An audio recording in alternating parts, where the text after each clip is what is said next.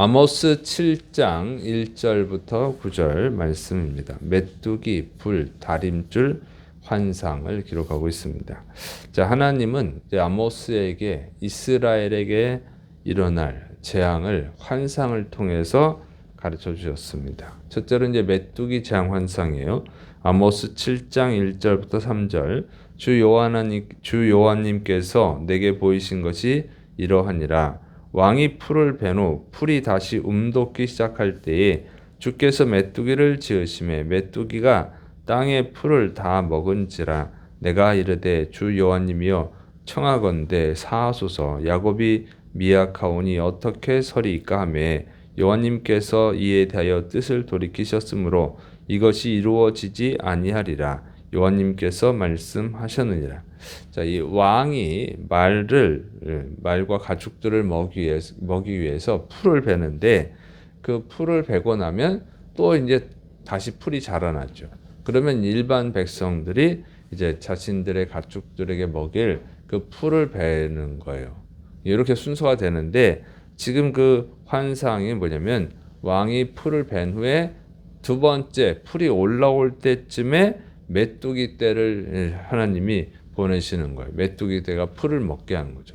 일반 백성들이 풀을 가져가야 되는데 풀을 일반 백성들이 못 가져가게 메뚜기 떼가 풀을 먹는 거예요. 근데 이것이 뭐냐면 메뚜기는 재앙이죠. 항상 출애굽할 때 메뚜기 재앙이 있었죠. 그런 거예요. 그래서 이거는 아수르 군대를 뜻하는 거예요. 아수르 군대. 아수르 군대가 이제 왕이 처음 풀을 베고 두 번째 백성들이 풀을 벨 시기에 그 시기에 아수르 군대가 올라와서 침공을 한다. 그런 뜻이었습니다.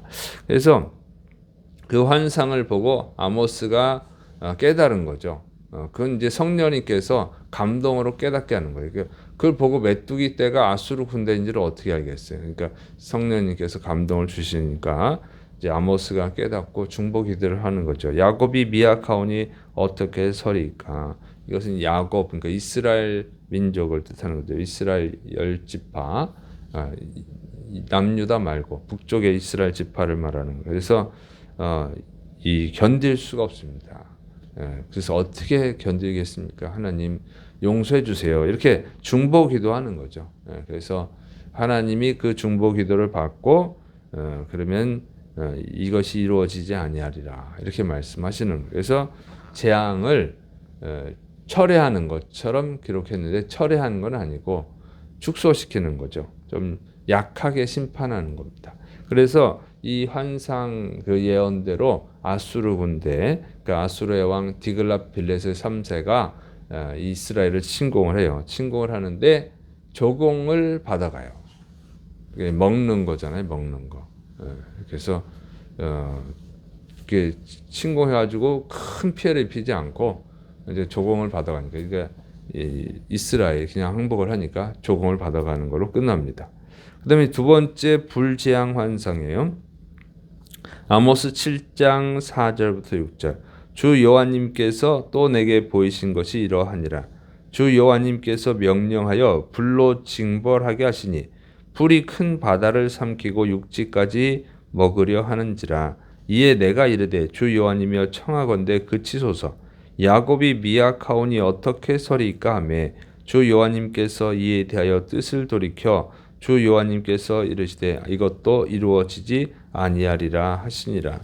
두 번째 환상은 불이 큰 바다를 삼키고 육지까지 먹으려 하는 그런 환상이에요. 그러니까 이거는 이제 좀 더 강해지죠. 좀 더 강한 환상이에요. 이건 역시 그러니까 아수르 왕 디글랏빌레셀 3세가 두 번째 침공하는 환상입니다. 그래서 이걸 보고 또 철회해 달라고 아모스가 중보 기도를 하죠. 그래서 하나님이 또 그 중보 기도를 받으셔서 또 약화시키죠. 심판을 좀 줄이시는 거예요.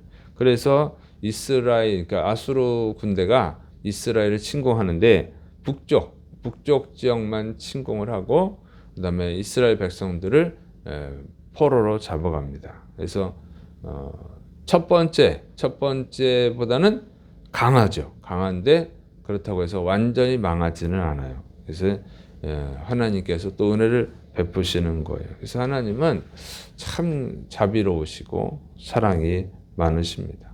그래서 또 기도를 들어주시고 심판을 조금 약화시켜 주시고 또 이스라엘에게는 회개할 기회를 주시고 그러는 거예요. 그런데 처음보다는 강해졌다는 거죠. 그러니까 하나님의 심판이 처음보다는 강해져요. 그러니까 잘못을 했는데 처음에 심판을 할 때 용서해달라고 그러니까 이렇게 용서를 해주는데 두 번째는 또 용서해달라고 용서해 주는데 첫 번째에 비해서 심판이 좀 세졌다는 거죠. 이렇게 하나님이 심판하시는 방법이에요. 이렇게 보면은 다 그렇게 돼 있어요. 처음에 처음보다 두 번째가 더 심하고 두 번째보다는 세 번째가 더 심하고 이런 거예요. 기회는 주긴 주는데 그러니까 어떤 분들은 회개하면 용서해 준다 그러니까 그러면 회개하면 용서해 주지 잘못하고 또 회개하고 그다음에 또 잘못하면 또 회개하고 이렇게 하면 계속 용서받겠구나 하는데 그게 아니고 그러면 용서는 해 주시는데 이게 강도가 세져요. 조금씩 그러니까 그렇게 쉬운 얘기가 아니라고. 근데 그냥 회개하면 용서해 준다니까 그걸 너무 편하게 생각하는데 그렇지가 않은 거예요. 자, 그다음에 이제 세 번째는 다림줄 심판 환상입니다. 아모스 7장 7절부터 9절. 또 내게 보이신 것이 이러하니라. 다림줄을 가지고 쌓은 담 곁에 주께서 손에 다림줄을 잡고 서셨더니 여호와님께서 내게 이르시되 아모스야 내가 무엇을 보느냐 내가 대답하되 다림줄이니이다. 주께서 이르시되 내가 다림줄을 내 백성 이스라엘 가운데 두고 다시는 용서하지 아니하리니 이삭의 산당들이 황폐되며 이스라엘의 성소들이 파괴될 것이라. 내가 일어나 칼로 여로보암의 집을 치리라 하시니라. 다림줄이 있어요. 다림줄이 뭐냐면은 쉽게 말하면 이런 거예요. 이렇게 줄에다가 이렇게 줄 끝에다가 이 돌이나 금속. 근데 보통 이제 그 건축하는 분들이 쓰는 것은 이게 뾰족해. 끝으로 가면 뾰족한 그 쇠가 있어요. 무겁게. 그래서 줄을 다는 거죠. 이렇게. 그럼 이거는 이제 마이크 선이라고 그러는데 무거운 게 있으면 실이 쫙 펴지죠. 이렇게 하는 거예요. 이렇게. 그래가지고 이 건축물을 건축할 때 벽을 똑바로 세워야 되잖아요. 이렇게 하면은 이게 쭉 펴지니까 삐뚤어졌는지 안 삐뚤어졌는지 알 수가 있죠. 이거는 쭉 이렇게 수직으로 쓰니까 이거는 줄은 여기가 무거우면 이게 수직으로 서죠. 그러면 이걸 보고 이제 그 벽을 쌓는 거예요. 벽을 쌓는 게 다림줄입니다.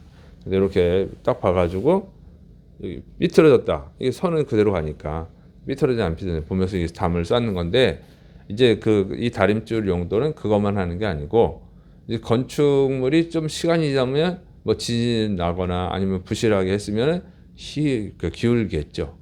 그걸 재는 거예요. 그럼 이게 건물이 위험하구나 하는 걸 알 수가 있어요. 자, 이게 다림줄인데 이 다림줄을 이용을 해가지고 이 환상은 뭘 보냐면 이스라엘의 죄악의 상태를 측정하셨다. 그게 하나님이 측정을 해보니까 잘못이 된 거예요. 그래서 심판하신다고 하는 것이죠.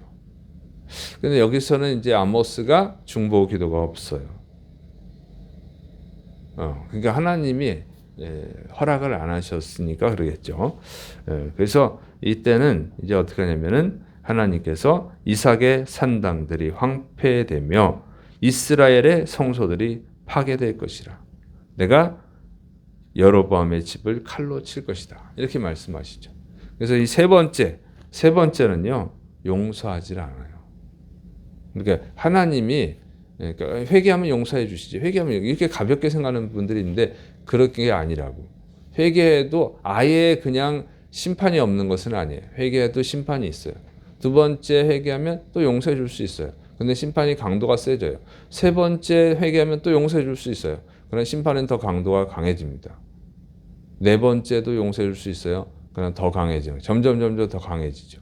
왜냐하면 하나님이 지혜로우신 분이고 죄를 안 짓게 하는 게 목적이지 자꾸 인간이 간사해서 간악해가지고 회개하면 용서해 준대. 그러면 잘못했어요. 또 용서받고 이렇게 해서 자기가 하고 싶은 죄는 다 짓고 용서는 받고 싶고 이러면은 더 악해지는 거죠.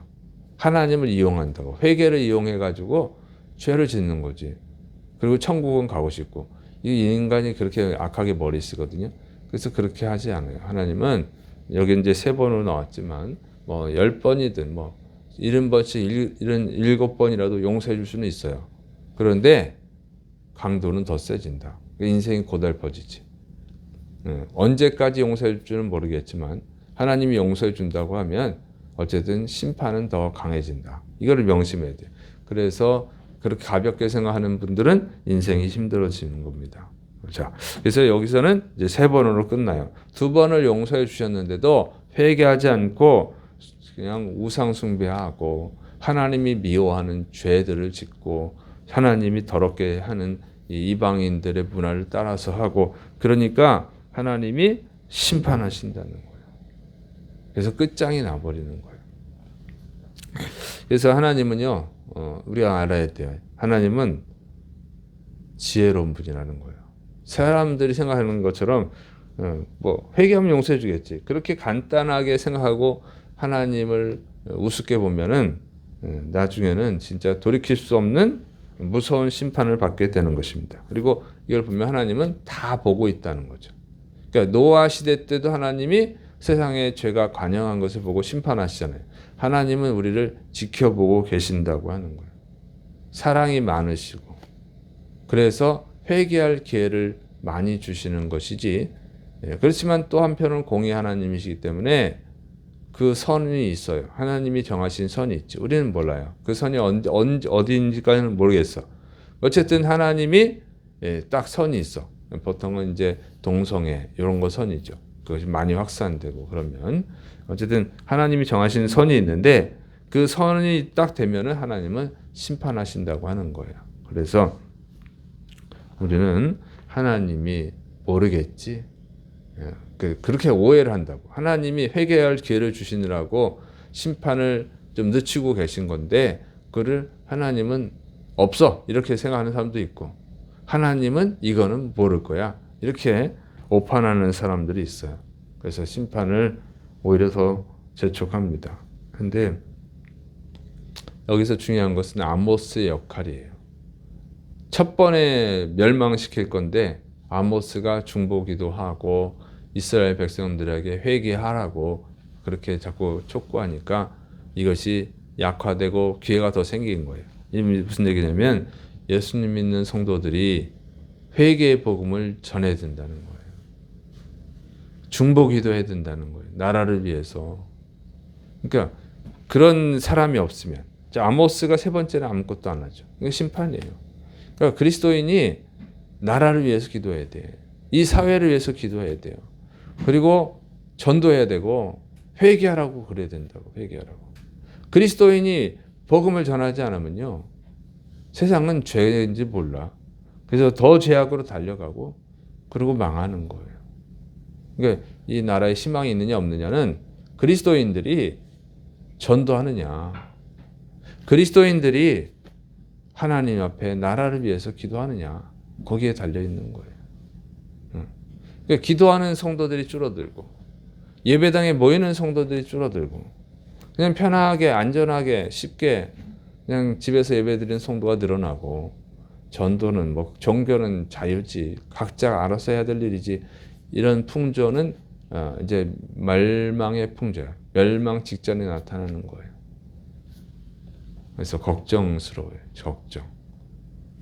기독교는 예수님께서 너희는 온 천하에 다니며 만민에게 복음을 전파하라. 예수님을 믿으면 이타적이 돼야 되는 거예요. 신앙 개인적 신앙이 아니라고. 우리 뭐 소승불교 이런 게 아니잖아요. 예수님 믿는 사람들은 다른 사람들을 구원하라고 하는 사명을 주님이 주셨습니다. 그래서 교회는 그런 식으로 나가야 돼요. 자기 개인의 안일, 자기 개인의 축복, 개인의 만족 이런 식으로 교회가 바뀌면 그럼 이제 끝장이 나는 거예요. 희망이 없는 거예요. 그래서 비난을 당하더라도 전도하고 또 누가 알아주지 않아도 나라를 위해서 기도하고 그런 그리스도인이 있어야 교회가 한국 교회가 그렇게 바뀌어야 희망이 있습니다. 기도하겠습니다. 사랑이 많으신 하나님 아버지, 주님께서 십자가에서 죽으심으로 우리를 구원하여 주셨사오매 이 은혜를 명심해서 우리도 다른 사람들을 구원하는 일에, 나라를 위해서 기도하는 일에 힘쓸 수 있도록, 회개의 복음을 담대하게 전할 수 있도록 우리를 변화시켜 주시고 또 우리 한국교회를 변화시켜 주옵소서. 주께서 은혜를 베푸실 것을 믿사옵고 예수님의 이름으로 감사하며 기도드립니다. 아멘.